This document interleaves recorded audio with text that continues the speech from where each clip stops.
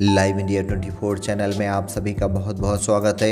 आइए सुनते हैं महेश भारद्वाज जी द्वारा लिखित किताब अवतारों की श्रेष्ठ कहानियाँ से ली गई कहानी भगवान वामन रूप में का पहला भाग। स्वर्गाधिपति इंद्र ने दैत्य नृपति बलि को युद्ध में पराजित कर दिया था। सभी दैत्य युद्ध भूमि में हत हो चुके थे, पर शुक्राचार्य ने अपनी संजीवनी विद्या से बलि सहित समस्त दैत्यों को फिर जीवित कर दिया। बलि उपकृत होकर शुक्राचार्य के चरणों पर लौट गया। वह उन्हें अपना गुरु ही नहीं सर्वस्व मानने लगा। शुक्राचार्य की प्रेरणा से भृगुवंशी ऋषियों ने बलि से विश्वजित नामक यज्ञ कराया। यज्ञ कुंड से सोने के चद्दरों से मढ़ा हुआ एक रथ, हरे रंग के घोड़े, सिंह के चिन्ह से युक्त ध्वजा, दिव्य धनुष, अक्षय तरकस और कवच आदि बाहर निकले। बलि ने दादा प्रहलाद ने उसे एक ऐसी माला प्रदान की जिसके पुष्प कभी कुम्हला नहीं सकते थे। शुक्राचार्य ने उसे एक दिव्य शंख दिया। इस प्रकार दैत्यों का राजा बलि शुक्राचार्य, भृगुवंशी ऋषियों और अपने बड़े बूढ़ों की कृपा से अत्यधिक शक्तिशाली बन गया। उसने दैत्यों की एक बहुत बड़ी और सुदृढ़ सेना का संगठन किया। उसके प्रताप और बल विक्रम का डंका तीनों लोग में बजने लगा। बलि ने हृदय से पहले से ही देवताओं के प्रति प्रतिशोध की ज्वाला धधक रही थी, क्योंकि देवताओं ने उसके साथ बड़ा छल और विश्वासघात किया था। बलि अवसर पाते ही दानवों की विशाल वाहिनी लेकर स्वर्ग पर चढ़ गया। बलि की विशाल वाहिनी को देखकर देवताओं में भय पैदा हो उठा। देवताओं के राजा इंद्र के पैर तले की धरती खिसक गई। इंद्र व्याकुल होकर अपने गुरु बृहस्पति की शरण में गए। उससे बृहस्पति से निवेदन किया, गुरुदेव दैत्याधिपति बलि ने विशाल वाहिनी लेकर अमरावती पर चढ़ाई कर दी है। उसकी सेना बलवान तो है ही, विभिन्न प्रकार से मारक अस्त्र शस्त्रों से सुसज्जित भी है। ऐसा लगता है कि देव सेना उससे मुकाबला करने पर पराजित हो जाएगी। इंद्र के भीतर से निराशा और दुख की सांसें निकल रही थीं। उनका मुख मुरझाया हुआ था, आंखों में हताशा थी। बृहस्पति ने इंद्र की ओर देखा, देखते ही देखते उत्तर दिया, हाँ देवेश, इस समय रथ भूमि में मुकाबला करने पर तुम्हारी सेना बलि की सेना से अवश्य हार जाएगी। वर्तमान समय बलि के अधिक अनुकूल और तुम्हारे अधिक प्रतिकूल है। अच्छा होगा तुम देवताओं के साथ स्वर्ग खाली करके कहीं छिप जाओ और तब तक छिपे रहो जब तक कि समय तुम्हारे अनुकूल ना हो जाए। गुरु बृहस्पति की आज्ञा से इंद्र ने देवताओं सहित स्वर्ग को खाली कर दिया। देखते ही देखते बलि का स्वर्ग पर अधिकार हो गया। वह स्वर्ग के अक्षय धन भंडार का अधिपति बन गया। स्वर्ग पर अधिकार कर लेने के पश्चात उसने अन्य लोगों पर भी विजय प्राप्त कर ली। उसने अपनी महान विजय के उपलक्ष्य में 100 यज्ञ भी किए। बलि की कीर्ति कौमुदी चारों ओर छिटक पड़ी।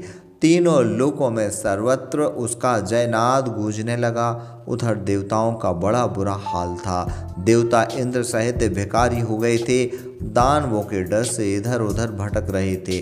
देवताओं की माता अदिति को जब देवताओं की इस दुरावस्था का समाचार मिला तो वह मन ही मन अत्यधिक दुखी हो उठी। वह अपने पुत्रों को दुखों के जाल से छुड़ाने के लिए अधीर थी। संयोग की बात, एक दिन समाधि टूटने पर महामुनि कश्यप अदिति के आश्रम में गए। कश्यप अदिति के पति थे। अदिति के आश्रम में जाकर कश्यप ने देखा चारों ओर उदासीनता छाई हुई थी। स्वयं अदिति भी उदासीनता की मूर्ति बनी बैठी थी। कश्यप ऋषि विस्मय भरे स्वर में बोल उठे, क्या बात है अदिति, तुम इतनी उदास क्यों हो? तुम्हारे सभी पुत्र सकुशल तो हैं? पुत्रों का नाम सुनते ही अदिति की आंखें भर आए। उसने रुधिर स्वर से देवताओं के दुख की कहानी कश्यप को सुनाकर कश्यप से प्रार्थना की कि ऋषि हमारी रक्षा कीजिए। दैत्यों ने हमारे स्वर्ग पर अधिकार कर लिया है। हमारे पुत्र भिखारियों की तरह दर दर भटक रहे हैं। कृपया उनकी सहायता कीजिए। उन्हें विपत्ति के महासागर से निकालकर फिर कगार पर खड़ा कीजिए। अदिति की दुख भरी प्रार्थना सुनकर कश्यप विचारों में डूब गए। वे गहरे सोच में डूबे रहे। उन्होंने सोचते सोचते कहा, अदिति, तुम्हारे पुत्रों को विपत्ति की इस महासागर से भगवान को छोड़कर और कोई नहीं निकाल सकता। अतः तुम भगवान की शरण में जाओ, उन्हीं की आराधना करो। जिस प्रकार किसी डूबते हुए मनुष्य के लिए तिनके का सहारा पर्याप्त होता है, उसी प्रकार दुख और निराशा की लहरों में डूबा हुआ अदिति का मन हर्ष और उल्लास से भर गया और वह तुरंत ही बोल उठी, मैं अवश्य भगवान की आराधना करूंगी स्वामी। वह तुरंत ही बोल उठी, बताइए नाथ, मैं भगवान की आराधना किस प्रकार करूं? कश्यप ने भगवान की आराधना के संबंध में अदिति के सामने एक लंबा वक्तव्य दिया। उन्होंने अपने वक्तव्य में बताया कि भगवान की आराधना कब और कितने समय तक करनी चाहिए, आराधना काल में किन किन प्रकार रहना चाहिए, कैसा आचरण करना चाहिए, क्या खाना चाहिए, क्या नहीं खाना चाहिए, क्या नैवेद्य चढ़ाना चाहिए, क्या दान दक्षिणा देनी चाहिए। कश्यप ने अदिति को एक मंत्र भी बताया जिसका प्रतिदिन जाप करना अत्यंत आवश्यक और अनिवार्य था। अदिति कश्यप ऋषि से उपदेशित और प्रेरित होकर भगवान की आराधना में लग गई। उसकी आराधना और उसका अनुष्ठान लगातार 12 दिनों तक चलता रहा। उसने महामुनि कश्यप द्वारा बताए सभी नियमों का पालन बड़ी निष्ठा के साथ किया। आखिर अदिति की आराधना सफल हुई। 13वें दिन उसकी आराधना पर प्रसन्न होकर भगवान प्रकट हुए। वे पीतांबर धारण किए हुए थे। उनकी 4 भुजाएं थीं। वे अपनी भुजाओं में शंख, चक्र, गदा और पद्म धारण किए हुए थे। भगवान को अपने सामने देखकर अदिति अत्यंत हर्षित थीं। वह श्रद्धापूर्वक उनके सामने झुककर उनका स्वागतगान करने लगीं। देर तक नेत्रों में आंसू भरकर उनका गुणगान करती रहीं।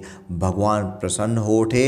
उन्होंने अदिति के प्रति दया प्रकट करते हुए कहा, अदिति, मैं तुम्हारे मन की बात जानता हूँ। तुम यही जानती हो ना कि तुम्हारे पुत्र मदोन्मत्त असुरों को पराजित करके फिर उन्हें अपहृत स्वर्ग को प्राप्त करें। तुम्हारी इच्छा पूर्ण होगी अदिति। मैं तुम्हारे पुत्रों को दुखों से छुड़ाने के लिए शीघ्र ही तुम्हारे गर्भ से पुत्र के रूप में उत्पन्न होऊंगा।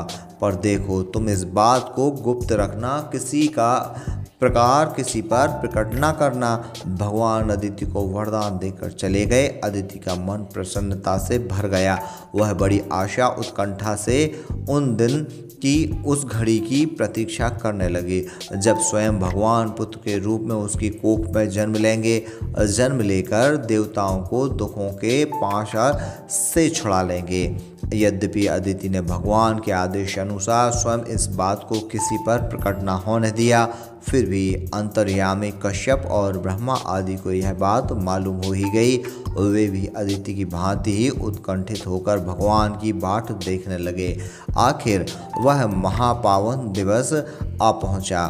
भाद्र मास के शुक्ल पक्ष की द्वादशी का दिन था। चंद्रमा श्रवण नक्षत्र पर था। अभिजित मुहूर्त में भगवान ने अदिति की कोख से जन्म धारण किया। जिस समय भगवान का जन्म हुआ, शंख, ढोल, मृदंग, ढप और नगाड़े आदि बजने लगे। भांति भांति के बाजों और तरहियों की तुमुल ध्वनि होने लगी। अप्सराएं नाचने लगीं, गंधर्व गान करने लगे और ऋषि मुनि प्रार्थनाएं करने लगे। सिद्ध, किन्नर, राक्षस, यक्ष, विद्याधर, पशु, पक्षी, मनुष्य आदि सभी हर्षोल्लास हो उठे, भगवान के गुणों का गान करने लगे। अदिति और कश्यप भी प्रसन्नता का क्या कहना था। अदिति अपनी गोद में सर्वेश्वर को देखकर हर्ष में डूबी जा रही थी। कश्यप का मन भी रह रहकर आकाश को छू रहा था। देवताओं ने गगन में स्थित होकर जय जयकार के साथ अदिति के आश्रम पर पुष्पों की इतनी वर्षा की कि उसका सारा आश्रम पुष्पों से ढक गया।